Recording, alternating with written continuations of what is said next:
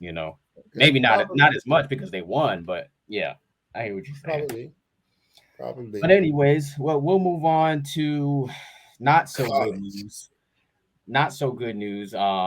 Because we talked about the Dolphins for a good 30 minutes. A little NFL, but we got to talk about the Miami Hurricanes too, man. Like first of all, let me just talk about the trip, man. I went out there to Houston first. Me and wifey stayed in a nice little spot in downtown Houston, which was pretty cool. Right in the heart of downtown. There's a lot of bars and restaurants in the area. Tacos was fire. You know what I'm saying? And surprisingly, I didn't get no good barbecue, bro. Like What? I know it doesn't make any sense, right? First of all, I do want to say what was good. We went to this place called the Turkey Leg Hut, which was fire. Like they give you this big old turkey leg. I'm gonna send Chris the picture so he can post it. Um, Big old turkey leg. We was eating on that shit for like 3 days, bro. Like the whole Everything's big in yeah, Texas. yeah, turkey leg, and like it was amazing.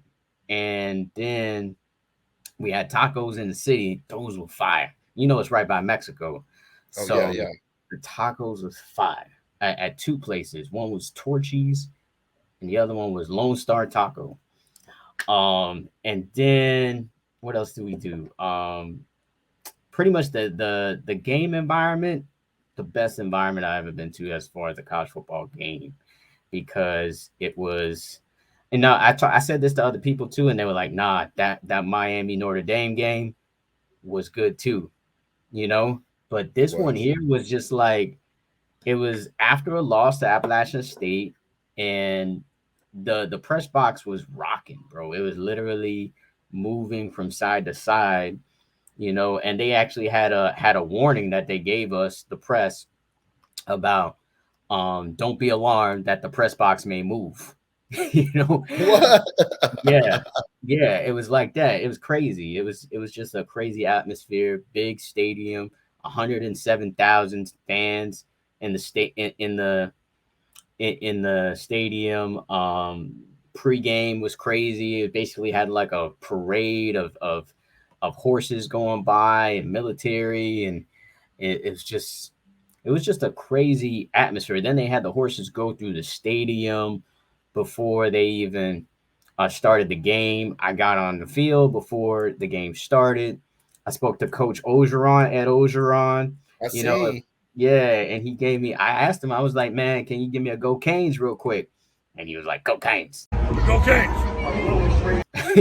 And that thing went viral on the internet, man. 780,000 views on my Twitter. That's like my biggest post as far as views to date. So So far, man. Just so far. Don't worry so about it. far, so far, so yeah. I mean, that alone was worth the trip. So saw them work out, whatever, and then we get to the game. Well, before that, I want to say the white girls in Texas built different, bro. They're What you mean? built they built differently. They are like they eat.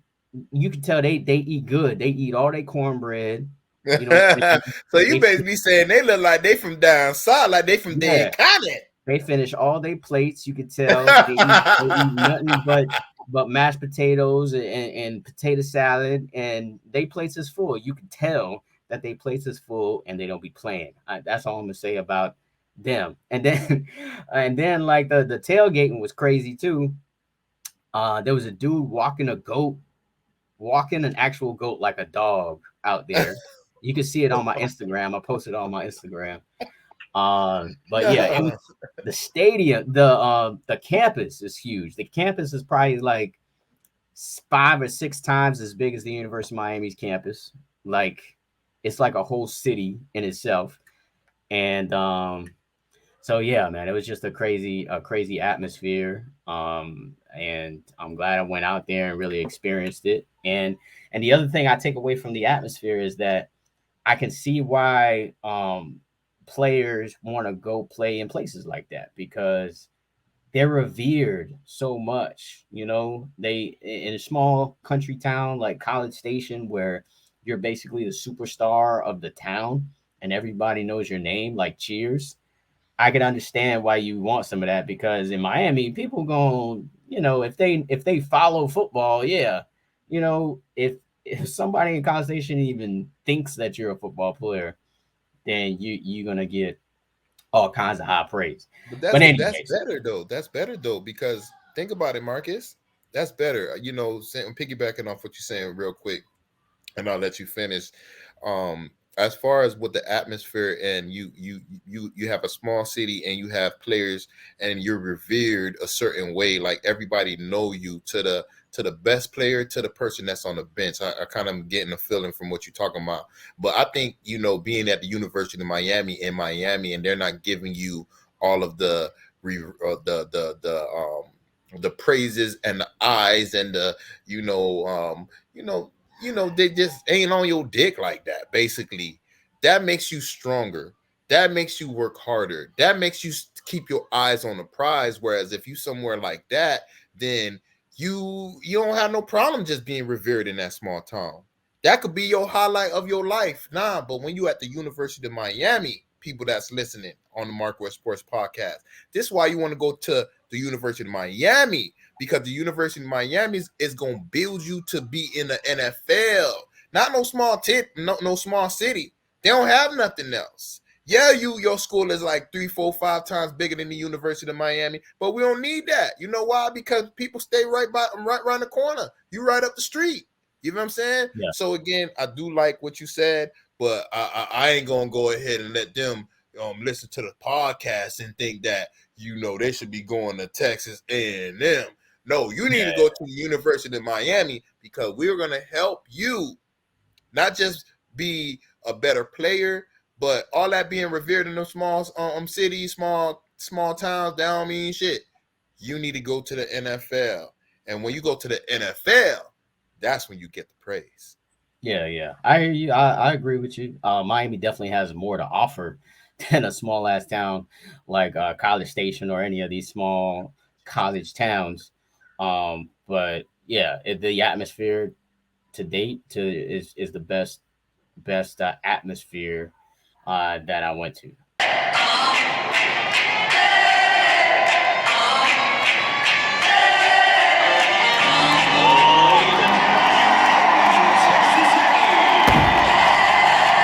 And all right, so fast forward to this game, man.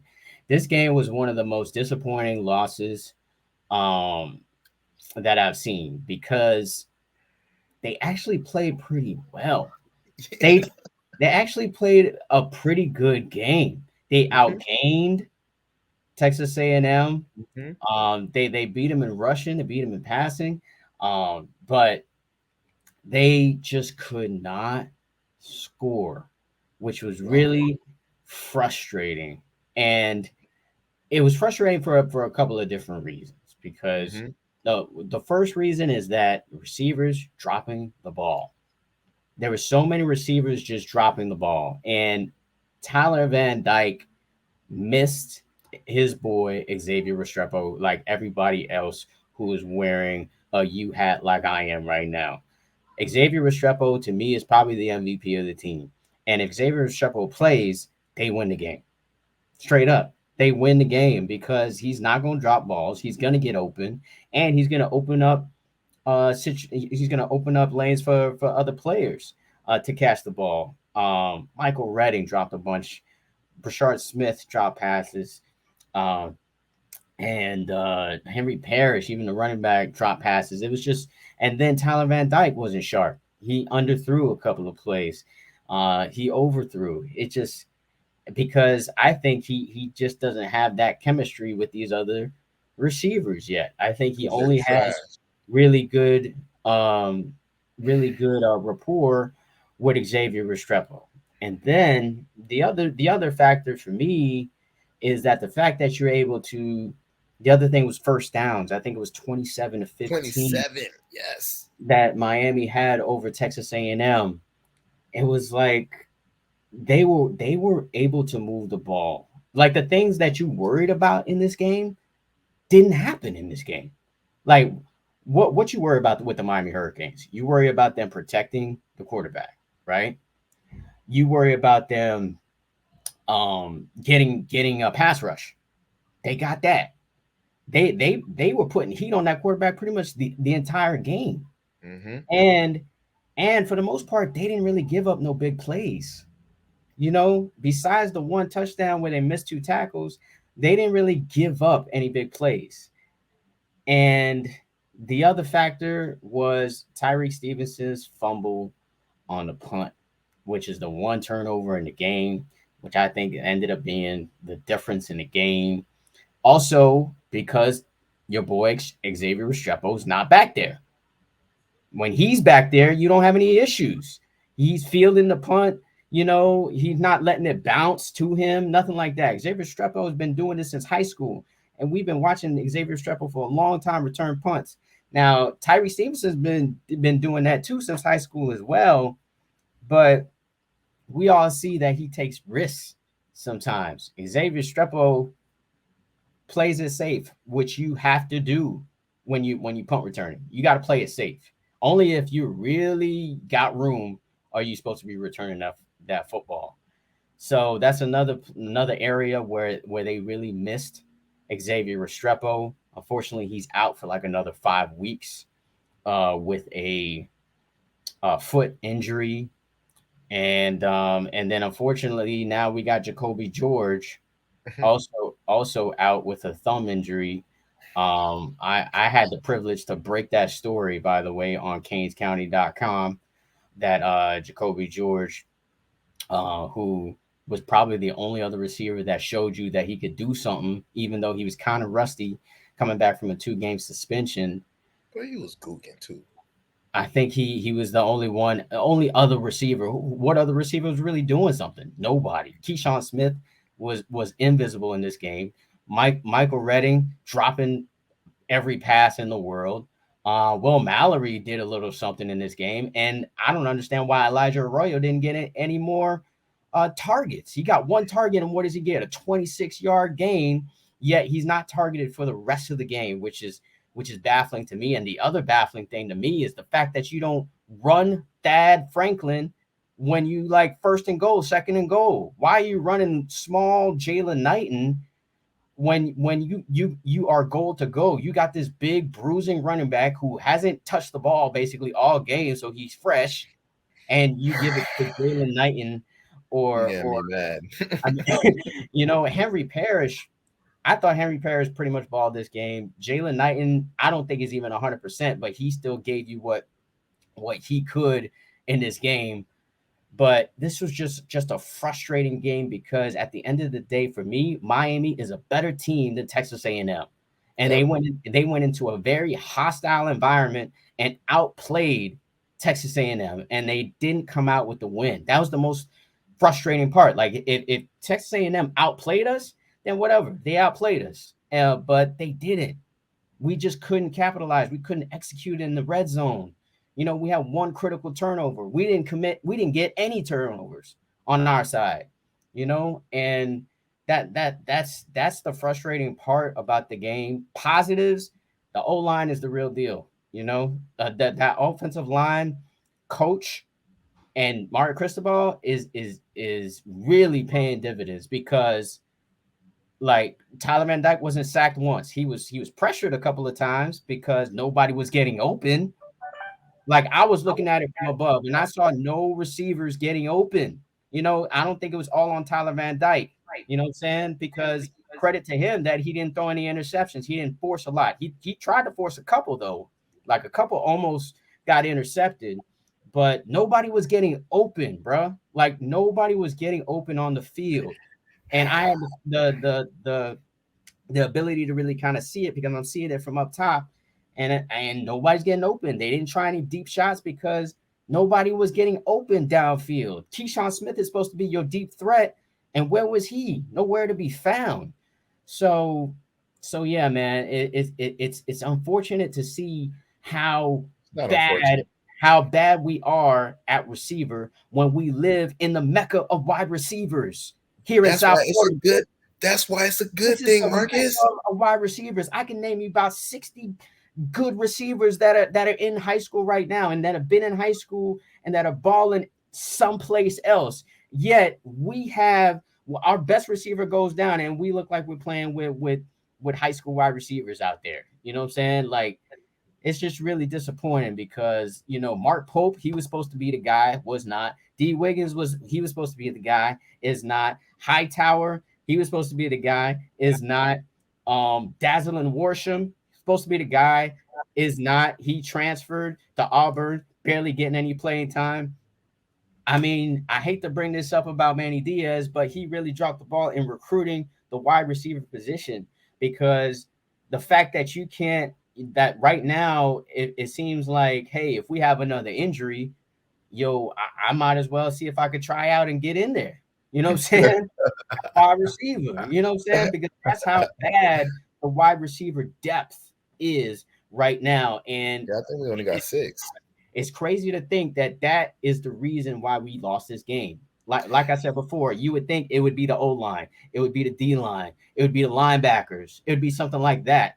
No, it's because the receivers couldn't catch the ball. Tyler couldn't find nobody open, and we couldn't execute in the red zone. Yeah, you're absolutely right. I mean, I'm happy you had a good trip over there. I mean, yeah, it seemed like it was the only good highlight, the ambiance of everything else that had nothing to do with the damn game. But me at the crib watching the game, boy, I was so damn mad. I'm watching it and I'm like, I'm having hope because I'm like you said, we're dominating the whole damn game. You know what I'm saying? And then, Tyree Stevenson with I'm like, why are you taking your eyes off the ball? Like, what is going on over here? I'm like, of course this is going to happen. You know what I'm saying? I'm telling wifey that, and then from there, it done snowballed and it snowballed. And then you look up and the game is over. And you're like, damn, like, we lost? What just That's happened? exactly how I was feeling. I was devastated, but I was kind of happy at the same time because not that we lost, but it was just a clear decision and clear for anybody that don't even know about football to see that our wide receiver room, our wide receivers are trash. Period. Restrepo injury is a godsend. I know it's a bad thing, but it's a godsend because it's showing the rest of the country and all these recruits that say they're going to Ohio State, Brandon Ennis, that Mhm. saying they're going to all these other colleges. Like, why not stay to the crib? You see the O line on point. You see the D line on point. I mean, Leonard Taylor, our 5-star player, like he just dominating. I'm like, what's going on? This the guy that couldn't get it during the off season, and now he's over here destroying stuff when he get it. What the hell is going on? Because everything that I seen felt good because I've been mad. It's kind of going back to like the Dolphins. You feel me? Like you something hasn't been working all this time and you finally see it working. It makes you feel good. So again, going back and piggybacking off what you're saying as far as with the running game and we doing our thing in the running game, the passing game didn't look great, but I mean, Tyreek Hill and Waddle's making Tua look good. Y'all need to make my dog TVD look good. Yeah. You feel what I'm saying? These transfers, Latson, you came from Clemson. Why? Transfer somewhere else. We don't see you. I don't even hear your damn name. Yeah. You know what I'm saying? That's the funny thing about it, because I don't even hear your name. And you're like, for me, you were our number one receiver. I know we got Restrepo, but I see Restrepo as a slot receiver. Restrepo is not an Andre Johnson, or Michael Irvin. Like we said, he's like a Braxton Berrios. So you saying that's our best wide receiver? So we already messed up. Am I lying? Like, I hear for you. him to be our best receiver, trust me, I fuck with Restrepo, but you can't be the best receiver. Because me, Marcus, we're looking at you like the Edelmans, like the Welkers, like the on Braxton Berrioses. These slot receivers. They normally don't make the Hall of Fame like that. They don't. They're not the big dog with the big nuts.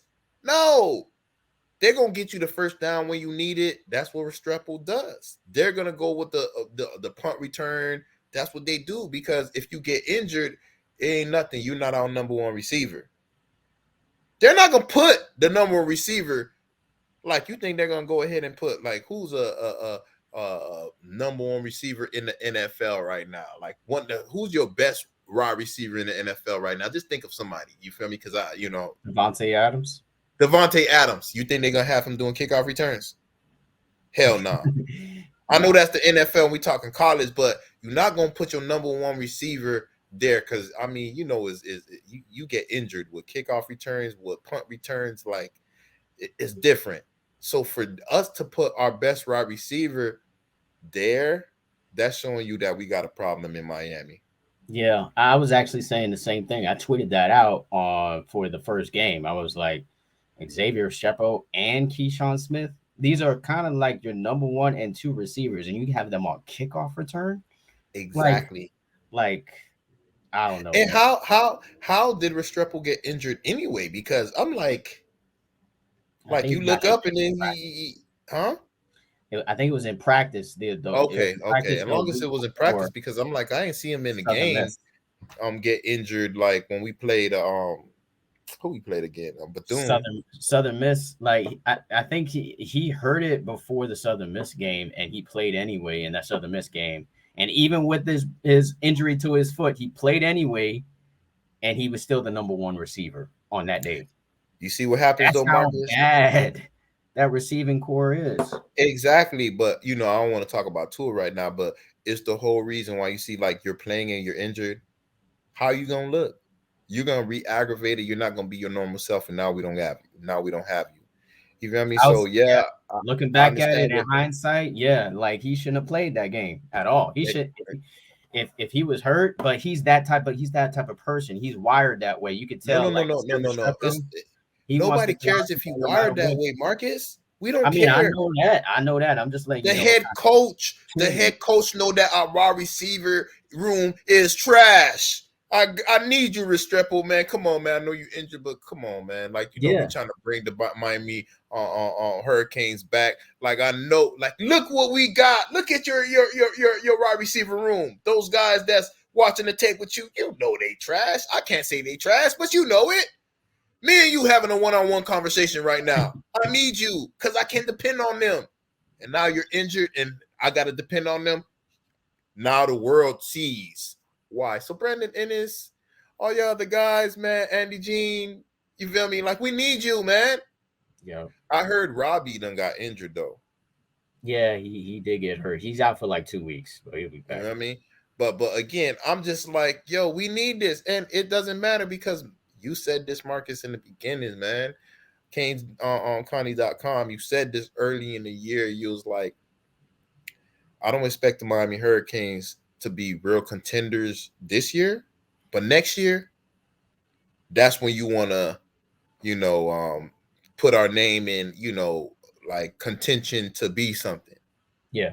So for me right now, I'm just like, I'm looking at it like what I was saying last year about Tua. Is the O-line blocking for you? How does the D-line look? How does the defense look? We clearly know what the problem is. It's the wide receiver room. Yeah. So let's do what we can with the trash that we got. We'll show these recruits and these prospects that want to go somewhere else that, like, you can come over here and play you automatically. Don't need to worry about, you got 6 receivers already there, already here. You don't need to worry about that. You're going to be the starter. We know that. You know that. I got to juice these people up in the wide receiver room and be like, yeah, it's going to be a battle, this, that, and the other, but you and I know you're going to be that receiver. So, again, this what needs to happen to the University of Miami. I think it's going to happen for the University of Miami because, again, people like Ruben Bain, people like Brandon Ennis that's saying that the University of Miami, they ain't stopping recruiting because he ain't signed on the dotted line. They still going after them. Yeah, so for me, this was a bad loss because I don't like losing, but it was a good thing because the problem was exposed, and that's the wide receivers. Yeah, the problem was exposed, and to just try to put a positive spin on it, you saw a team that could pretty much hang in a hostile environment. I mean, because like I said, it doesn't get any more hostile than it was, so that means they could pretty much go anywhere and contend. I expect this team to contend when they get to Clemson later on in the year. I expect them to be contenders in that game. Restrepo is going to be back for that game. Jacoby George will be back for that game as well. So I expect them to really, be contenders in that game and not be scared at all, because as long as they can execute in the red zone and these receivers catch the damn ball, they can pretty much beat anybody. Because what I did see an improvement on, even though they missed two tackles on that touchdown play, is that they improved in tackling. Like, I hardly saw any missed tackles. I saw like Cameron Kitchens making this open field tackle. If he doesn't make that tackle, that dude scores. You know what I'm saying? On that play, I know what play I'm talking about. Mm-hmm, And mm-hmm. Keontre Smith was looking good too. Like, I was like, oh yeah, I forgot how fast he was, because he was a DB at Chaminade, and now he's over there playing linebacker, and he basically ran across the field to make this tackle. I was like, okay, well, I feel like the coaching is really paying dividends, because these little things are coaching things. The fact that the offensive line is better, you basically got the same players from last year. It's not like you Mm-hmm. got new players from last year, but the Mm-hmm. offensive line looks this much better. That means that's coaching. And the same players from last year is basically on defense, and you got some new players on the D line.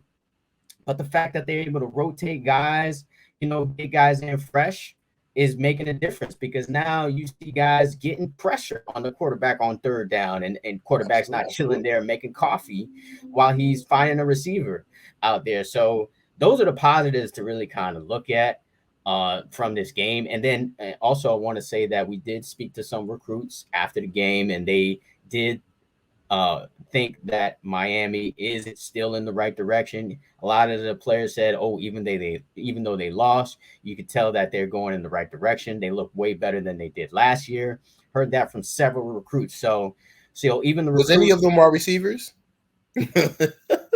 yeah. Josiah Trader, like he's a 5-star 2024. Yeah, of course, man. Like, that's the thing. Like, these recruits can start next year. You know what I'm saying? Like, they could just jump in and just start. Like, I can see Nathaniel Joseph and Robbie, even though they're typically kind of small guys too, and they're like fast slot guys. I mean, at this point, I'd rather see them in there and do some. If, like, right now with the Strepo out, they would be in there playing. So, and I think Robbie and Joe and Nathaniel Joseph are special kids. Those kids, when they get the ball in their hands, are explosive, and we are lacking that explosive player, bro.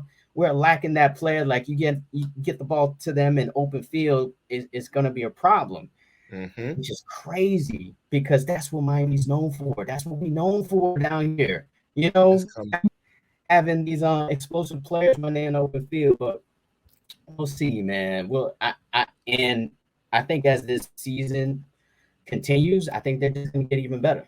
I think they're gonna get like more fundamentally sound as the season goes on. If you started out, I think it's great that they played Texas A&M this early in the season on the road, because they're probably not gonna play in a tougher environment.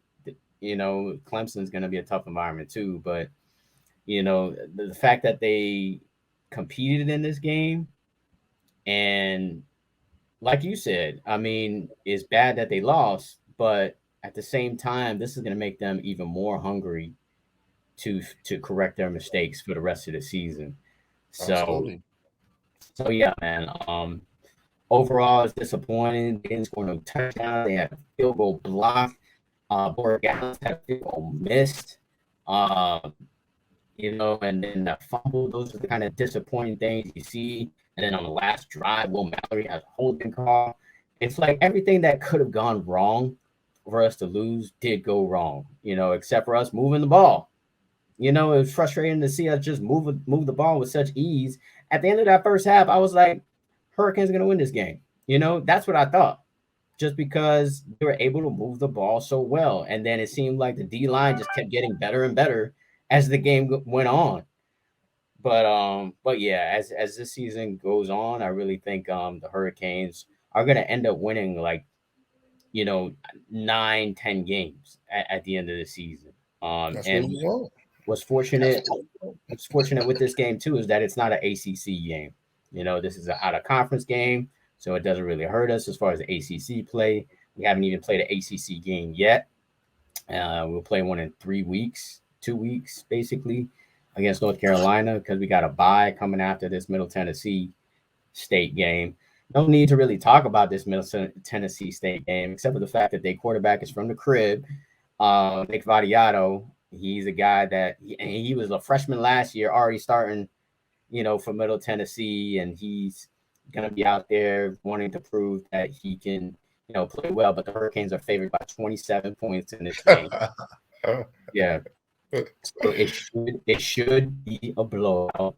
I expect the running game to run wild in this game, and I think on purpose, Tyler Van Dyke is gonna go deep, you know, to either Keyshawn or Keyshawn's our fastest guy at this point. I mean, or Brashard Smith. You know, Brashard Smith, I could see him trying to hit them on deep routes just because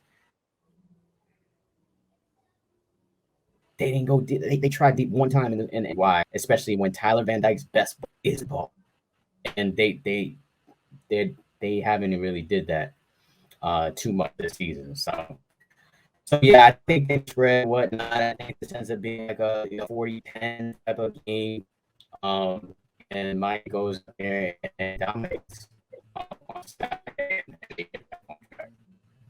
Yeah, definitely. I mean, look, I mean, I can't say it any better. I think the University of Miami gonna go ahead and dominate this game.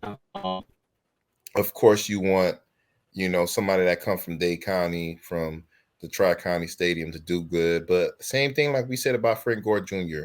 Not last week, but the week prior. Well, you can look good as long as you lose. We don't care. You know what I'm saying? So, you know, I mean, they you see the spread. They got us by over 20 points. And of course, what you think gonna happen? You don't think everybody's seen what Texas A&M what we did at Texas A&M, even though we couldn't get in the end zone. Um, we're back. We're back to work, and we're back to being one of these sounds offensive lines, offensive defensive lines, and so on and so on. So there's a few things that we need to go ahead and get situated as far as with our wide receiver room. So is nothing but positive things to come for the University of Miami. So as far as what you playing us right now after a salty ass loss, what you think we gonna do to your ass? You feel me? We gonna do what everybody think we gonna do to your ass. We gonna whoop that ass. You feel me? We gonna whoop that trick. You feel me? We gonna go ahead and go over there. Or are they coming over here? They coming over here? yeah, it's over here. Oh my God. So you're going to be melting like a crayon again, like everybody else that come to Miami and plays us in this hot ass weather right now. Hopefully it doesn't rain. You feel me? Because when it comes with rain, now you have injuries because, or people look better than they normally look because you can't tackle the way you want to tackle. You can't plant your foot to the ground and push off to help block, or even if it's goal line or if it's a short yardage play and you want to give that extra push, you won't have the solid ground to actually give you that extra push because you know you're probably slipping and everybody flopping and falling around all day. But for me, I just want this to be a quick, easy win, and I want to see the other guys. I want to see the other wide receivers. I want to see, you know, our other quarterback, and not just the second string, third string and all. That's how much I want the ass whooping to be. You feel me? I want it to the point where, all right, we're going to do it like a spring game. TVD, you get the first quarter. You feel me? Garcia, you get second quarter. You feel me? And then we'll go down the actual quarterback depth chart, and everybody will get a shot. Same thing when it comes to the wide receiver room. I want to see everybody. Y'all bitch ass need to catch the damn ball, especially against this mediocre school. Yeah, like if y'all don't do what I think y'all gonna do, just help us out and transfer. Help us and transfer. Don't stay here. You feel me? That's what I'm saying. You feel me? I want y'all to do good because, like, I'm for everybody in down Florida to do good. But I like my team more. I want my team to win because of you. You feel what I'm saying? You see how that worked? I want my team, the University of Miami, to win because of you. And if you can't help with the win or help put us in that best position to win, then I need you to kick rocks. I need you to transfer and separate yourself from us. Maybe you need to be somewhere else, and you wind up doing better. So as far as this game, we don't need to talk too much about this game. You already know what's going to be. You said everything that I could have said. I ain't gonna no point of repeating that.